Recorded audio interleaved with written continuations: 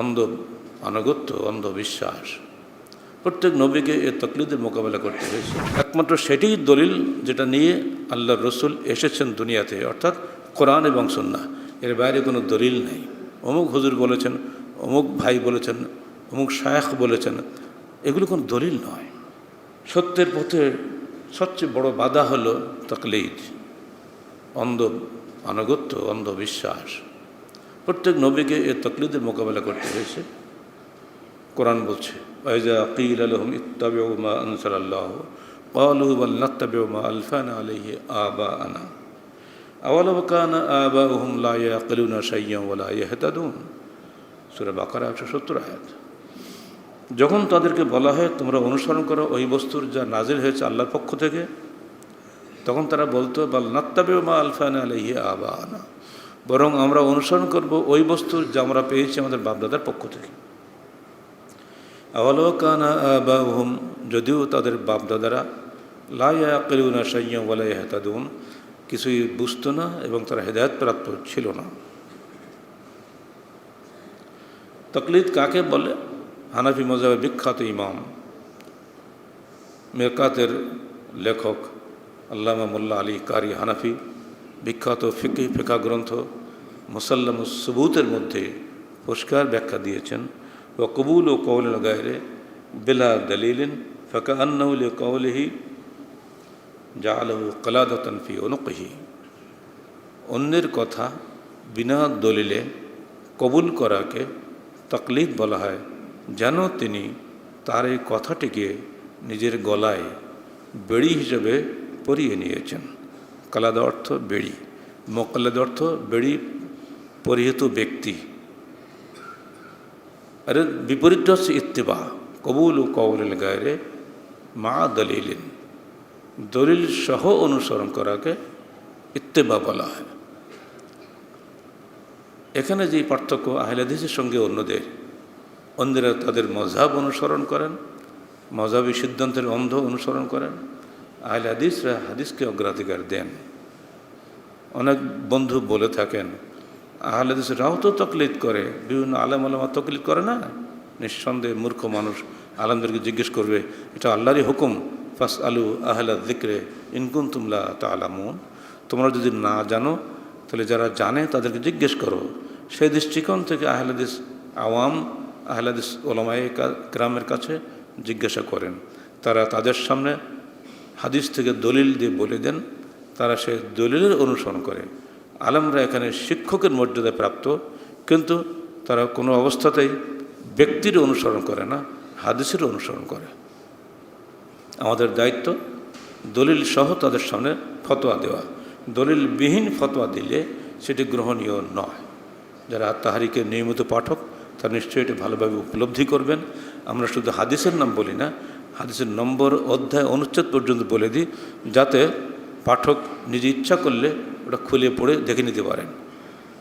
আমরা অবশ্যই আমাদের অনুসারীরা আমাদের অনুসরণ করেন, কিন্তু তারা ব্যক্তির অনুসরণ করেন না, দলিলের অনুসরণ করেন। দলিলের অনুসরণ করাকে ইত্তেবা বলা হয়, ব্যক্তির অনুসরণ করাকে তকলিদ বলা হয়। পার্থক্য হচ্ছে এখানে। ইবনু তাইমিয়া এক চমৎকার একটা ব্যাখ্যা দিচ্ছেন, ব্যাখ্যাটা আমার বলতে খুব ভালো লাগছে। তিনি বলছেন, মান ইত্তাবা দীনা আসলাফিহি লিআজলিল আদাহ আল্লাতী তাআওয়াদাহা, যে ব্যক্তি তাদের পূর্বপুরুষদের অনুসরণ করল শুধু অভ্যাসের কারণে, যে অভ্যাস তার গড়ে উঠেছে, ওয়া তারাকা ইত্তিবা আল হক, আর হক অনুসরণ করা ছেড়ে দিল, আল্লাযী ইয়াজিবু ইত্তিবাউহু, যার ইত্তিবা করা তার উপরে ওয়াজিব ছিল, ফাহাযা হুয়াল মুকাল্লিদুল মাজমুম, এটাই হলো ওই নিন্দনীয় মুকাল্লিদ। ওয়াহাযিহি হালুল ইয়াহুদ ওয়ান নাসারা, এটাই তো অবস্থা ছিল ইহুদি নাসারাদের। বাল আহলুল বিদআ ওয়াল আহওয়া, মুসলমানদের মধ্যে যারা বেদাত এবং প্রবৃত্তি পরায়ণ, বেদাত এবং প্রবৃত্তির অনুসারী, তাদের অবস্থাও ঠিক একই রূপ। আল্লাযীনা ইত্তাবাউ শুয়ুখাহুম ওয়া রুউসাহুম ফি গায়রিল হক, যারা হক ছেড়ে দিয়ে তাদের শায়েখদের এবং তাদের নেতাদের অনুসরণ করে। রাজনৈতিক নেতা, একটা বেদাত চালু করে দিল, তার অনুসারীরা সেটা শুরু করে দিল। ধর্মনেতা যাকে শায়েখ বলা হয় তিনি একটা ফতোয়া দিলেন, দলিল শোনার কোনো প্রয়োজন নেই, তার অনুসারীরা শুরু করে দিলেন। এটা হলো ইহুদি নাসারাদের তরিকা, যে জন্য তারা ধ্বংস হয়ে গেছে, মকদুব ও দলিন হয়েছে। মুসলমানদের কর্তব্য যার কাছ থেকে যে আপনি জিজ্ঞাসা করতে পারেন, দল মত ছাড়াই আপনি জিজ্ঞেস করবেন। আর আপনার দায়িত্ব হলো দলিল সহ জিজ্ঞেস করা। আপনি কোন দলিল ভিত্তিতে ফতোয়া দিচ্ছেন দয়া করে বলবেন কি, খালাস। এইটুকু যদি বলার যোগ্যতা আমাদের না থাকে তাহলে তো আমরা কোনো অবস্থায় জান্নাত পাবো না। যদি মনে করেন এটা খুব বেয়াদবি হবে, না, শরীয়তের ব্যাপারে কোনো বেয়াদবি না। ইন্নাল্লাহ লা ইয়াস্তাহি আনিল হক, আল্লাহ হক এর ব্যাপারে লজ্জাবোধ করেন না। এজন্য সাহাবে কেরাম আল্লাহ রসুলের কাছে এত সব জিজ্ঞাসাবাদ করতেন, অত্যন্ত লজ্জাকর ব্যাপার। এমনকি মহিলাদের গোপন বিষয় পর্যন্ত তারা প্রশ্ন করতেন, লজ্জা করতেন না, কারণ আল্লাহ লজ্জা করেন না। অথচ আপনি প্রশ্ন করবেন, প্রশ্নের উত্তর আপনি দলিল থেকে নেবেন। দলিল জানা না থাকলে বলবেন, ভাই এই মুহূর্তে আমার দলিলটা জানা নেই, আমি কালকে আপনাকে জানিয়ে দেবো, কথা শেষ। অর্থাৎ মুসলমান দলিলের অনুসরণ করবে, ব্যক্তির অনুসরণ নয়। মাহমা আলা কাদরহু, যতই বড় তার মর্যাদা হোক না কেন, অর্থাৎ যত বড় মর্যাদা সম্পন্ন ব্যক্তি তিনি হন না কেন, কোনো ব্যক্তি আল্লাহ রসুলের চাইতে উচ্চ মর্যাদা সম্পন্ন নন। এই বিষয়টি মনে রাখলে যথেষ্ট হবে। আল হক ইউরাফু বিদলিলি লা বিহামলি মাহমা আলা কাদরহু, হক জানা যাবে দলিলের মাধ্যমে, ব্যক্তির মাধ্যমে নয়, যত উচ্চ মর্যাদা সম্পন্ন ব্যক্তি তিনি হন না কেন। আলোচনা শেষে শাইখুল ইসলাম বলছেন, মান ফারাকাদ দলিল দাল্লাস সাবিল ওয়ালা দলিল ইল্লা বিমা জাআ বিহি রাসূল সাল্লাল্লাহু আলাইহি ওয়াসাল্লাম। যে ব্যক্তি দলিল থেকে বেরিয়ে গেল, দাল্লাস সাবিল, সে রাস্তাচ্যুত হলো, সে পথভ্রষ্ট হলো। ওয়ালা দলিলা, আর কোনো দলিল নয়, ইল্লা মা জাআ বিহি রাসূল সাল্লাল্লাহু আলাইহি ওয়াসাল্লাম, একমাত্র সেটিই দলিল যেটা নিয়ে আল্লাহর রসুল এসেছেন দুনিয়াতে, অর্থাৎ কোরআন এবং সুন্নাহ। এর বাইরে কোনো দলিল নেই। অমুক হুজুর বলেছেন, অমুক ভাই বলেছেন, অমুক শায়েখ বলেছেন, এগুলো কোনো দলিল নয়।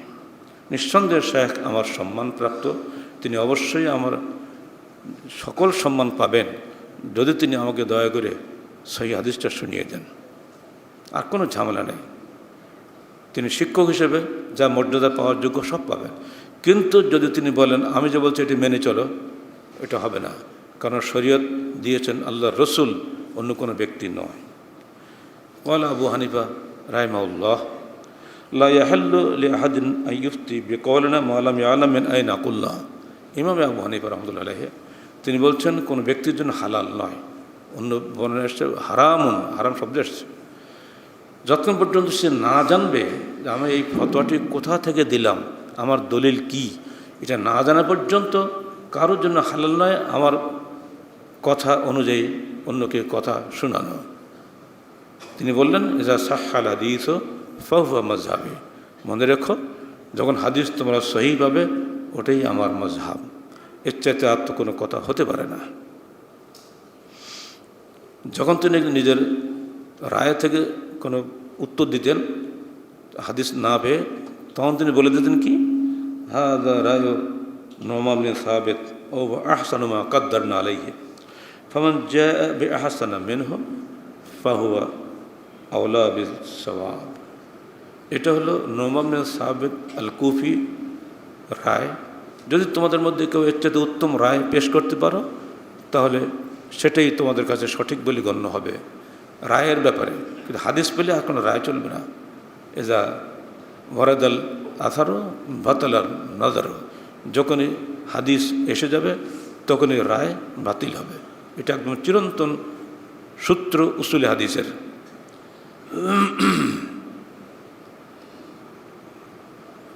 শাহ ওলিউল্লাহ দেহলভী, তিনি হাকিমুল উম্মা বলে পরিচিত, ভারত গুরু বলে পরিচিত, ভারতীয় উপমহাদেশের সকল দলমতের নিকটে শ্রদ্ধেয় ব্যক্তিত্ব। তিনি ইস্তেখারা করে ঘুমাতেন। কখনো কখনো মনের মধ্যে ফার্সি ভাষায় এলহাম হতো, কখনো কখনো আরবি ভাষায় এলহাম হতো। আর তখনই উঠে যেটা ও এলহাম হয়তো ফার্সিতে, ওরা ফার্সিতে লিখতেন, যখন এলহাম হতো আরবিতে উনি আরবিতে লিখতেন। এই লেখাগুলি একত্রিত করে একটা বই হয়েছে, তার নাম তফিমাতে এলাহিয়া। এটা খুব দুর্লভ গ্রন্থ। আমি এটা খোঁজ করার জন্য ভারতে পাইনি, দিল্লিতে ওনার মাদ্রাসা রহিমের লাইব্রেরিতেও পাইনি, অবশেষে লাহোরে পেয়েছিলাম। তো লাইব্রেরিওয়ালা বইটা আমাকে দেন নাই, বললেন আপনি ফটো করে নেন। তো আমার যেখানে প্রয়োজন থিসিসের স্বার্থে ওই পৃষ্ঠাগুলি ফটো করে নিয়ে আসছি। সেখান থেকে আহলে জান্নাত কিও কোনো বইয়ের মধ্যে একটা দলিল দিয়েছি, ওটা বাংলায়, ওটা আমি আরবিতে শুনিয়ে দিই। ওনার কাছে এটা তাফহিম হয়েছিল আল্লাহর পক্ষ থেকে, সেটা উনি বলছেন। এটা উনি বললেন যে এটা আমার কথা না, আল্লাহ আমাকে ইলহাম করে আমি সেটাই লিখি। মানে ওনার দারুণ একটা আস্থা কথাগুলির উপরে। তিনি বলছেন তারা আম্মা সিয়্যিমা আল-ইয়াওম ফি কুল্লি কুতরিন ইয়াতাকায়্যাদুনা বিমাযহাবিন মিন মাযাহিবিল মুতাকাদ্দিমিন ইয়ারাউনা খুরুজ আল-ইনসান মিন মাযহাবিন মান কাল্লাদাহু ওয়ালাউ ফি মাসআলাতিন কাল খুরুজ মিন আল-মিল্লাহ কান্নাহু নবিয়্যুন বুইসা ইলাইহি ওয়াফতারাকাত তাআতুহু আলাইহি ওয়াফতারাদাত তাআতুহু আলাইহি ওয়া কানা আওয়ালুল উম্মাহ ক্বাবলা আল-মিআতি আর-রাবিআহ গায়রা মুতাকায়্যিদিন বিমাযহাবিন ওয়াহিদিন বিআইনিহি। তফিমাতে ইলাইহা প্রথম খণ্ড 151 পৃষ্ঠা।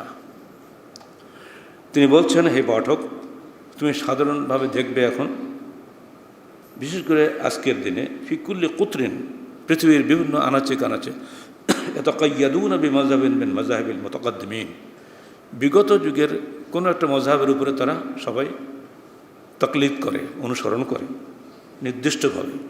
ইয়ারাউনা খুরুজাল ইনসান মিন মাযহাবিন মান কাল্লাদাহু ওয়ালাউ ফি মাসআলাতিন কাল খুরুজ মিনাল মিল্লাহ, যে মযহাবের সে অনুসরণ করে তার কোনো একটি মসলা থেকে যদি সে বেরিয়ে যায়, এটাকে সে ইসলাম থেকে খারিজ হওয়া বলে মনে করে। চিন্তা করছেন, কঠিন কথা না? কান্নাহু নবিয়্যুন বুইসা ইলাইহি, যেন তার ওই মযহাবের ইমাম একজন নবী যাকে তার নিকটে প্রেরণ করা হয়েছে। ওয়াফতারাদাত তাআতুহু আলাইহি, এবং ওই ব্যক্তি তার আনুগত্যকে নিজের উপরে ফরজ করে নিয়েছে। ওয়া কানা আওয়ালুল উম্মাহ ক্বাবলা আল-মিআতি আর-রাবিআহ, অথচ বাস্তব কথা এই যে 4th শতাব্দীর আগে উম্মতের কেউ গায়রা মুতাকায়্যিদিন বিমাযহাবিন ওয়াহিদিন, কোনো একজন বিদ্বানের একটি মযহাবের উপরে মোকাল্লেদ ছিলেন না। 80 হিজরিতে ইমাম আবু হানিফার জন্ম, 150 হিজরিতে তার মৃত্যু। 80 হিজরির পূর্বে কোনো যাদের মযহাব অনুসরণ করা হয় এমন কোনো ইমামের জন্ম হয়নি। তাহলে 80 হিজরির পূর্বিকার মুসলমানরা ছিলেন স্বর্ণযুগের মুসলমান। তারা কোন মযহাবে ছিলেন? তাদের আমলটা কী ছিল? এখানে কোনো উত্তর আমরা দিতে পারি না। আমরা তো তাদেরই পথ অনুসরণ করে চলবো, এটাই তো সঠিক। কারণ রাসূলুল্লাহ সাল্লাল্লাহু আলাইহি ওয়াসাল্লাম এবং খোলাফায়ে রাশিদিনের যুগ চলে গেছে, 40 হিজরির মধ্যেই শেষ হয়ে গেছে। সেই সময় তো স্বর্ণযুগ ছিল। সে স্বর্ণযুগে কি কোনো এসব মযহাব ছিল? কিছুই ছিল না। অথচ পতন যুগে এসে, বিভ্রান্তির যুগে, ভ্রষ্টতার যুগে যখন রাজনৈতিক কারণে হানাফি শাফি মারামারি হতো, সেই সময় এগুলো তাকলিদ সৃষ্টি হয়েছে, এর আগে ছিল না।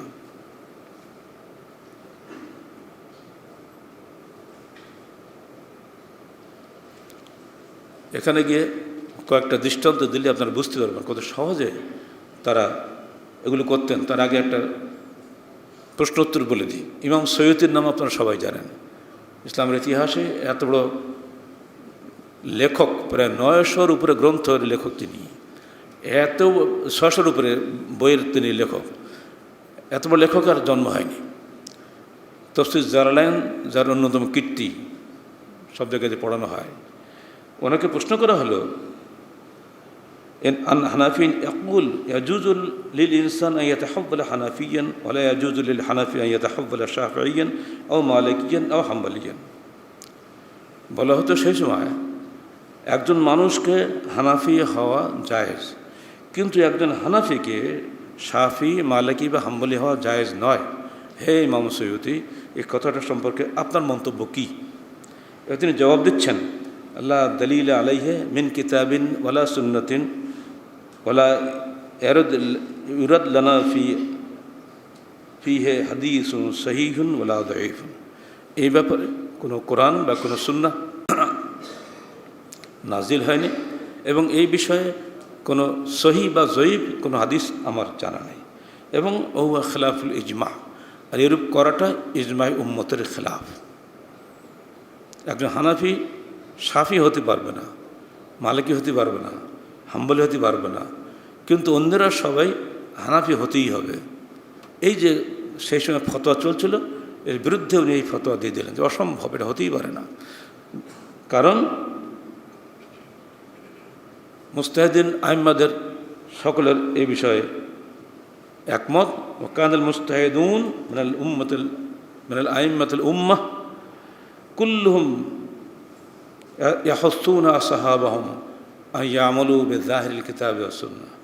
মুস্তাহিদ ইমামগণ প্রত্যেকেই তাদের শিষ্যদেরকে উৎসাহিত করতেন যেন তারা কোরআন এবং হাদিসের প্রকাশ্য অর্থের অনুসরণ করে।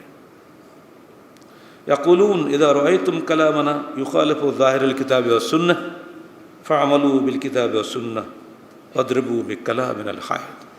যখন তোমরা আমাদের কোনো কথা কোরআন ও সুন্নাহর জাহেরি অর্থের প্রকাশ্য অর্থের বিপরীত দেখবে, তখন তোমরা তার উপরে আমল করবে এবং আমাদের কথাগুলিকে দেওয়ালে মেরে ছুরি মারবে। এই যে বারবার জাহেরুল কিতাব ওয়াস সুন্নাহ বলা হচ্ছে, কোরআন ও সুন্নাহর প্রকাশ্য অর্থের অনুসরণের কথা বলা হচ্ছে, দূরতম অর্থের বা গৌণ অর্থের নয়। আপনি খুঁটি খুঁটে সেখান থেকে নিজের মযহাব বের করবেন, এই দায়িত্ব আপনাকে দেওয়া হয়নি।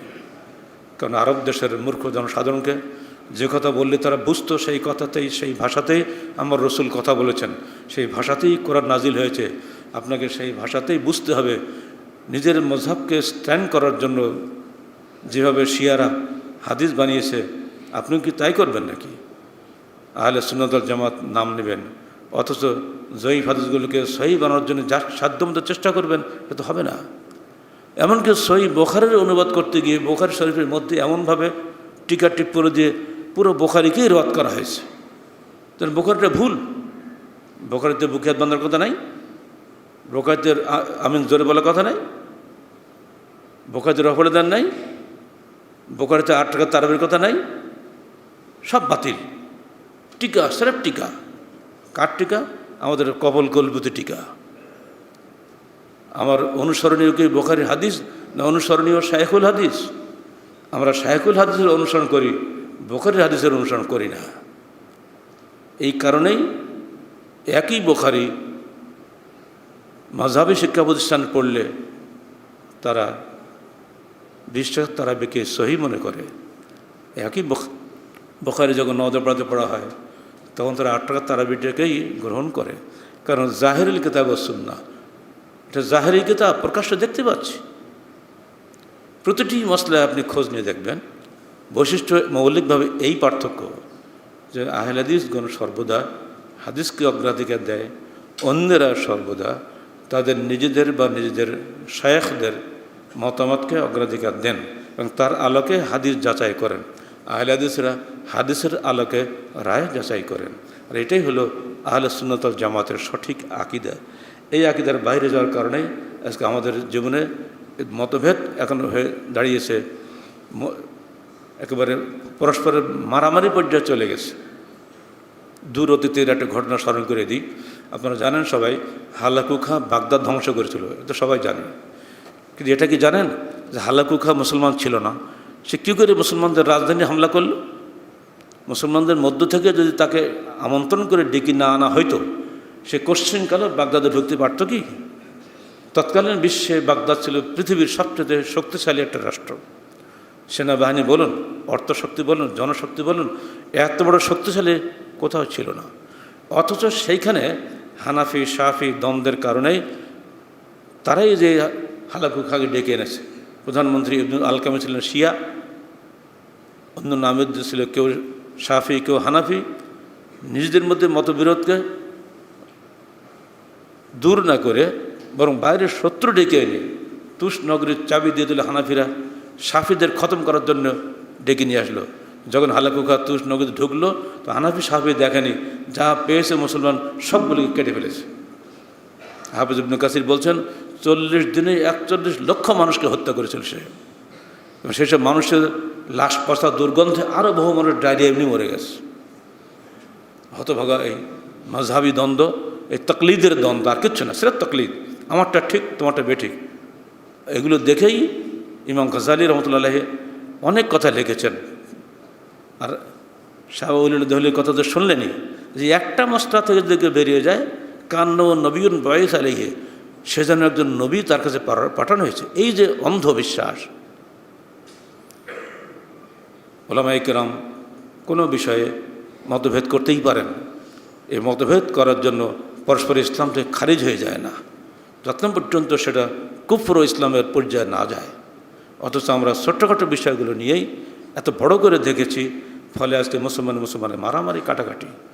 পবিত্র রমজান মাসে 656 হিজরির হানাফি এবং শাফি উভয় পক্ষের আলেমরা ফতোয়া দিয়েছিলেন যে তোমাদের এখন সিয়াম প্রয়োজন নাই, রমজানের ফরজ সিয়াম এখন প্রয়োজন নাই।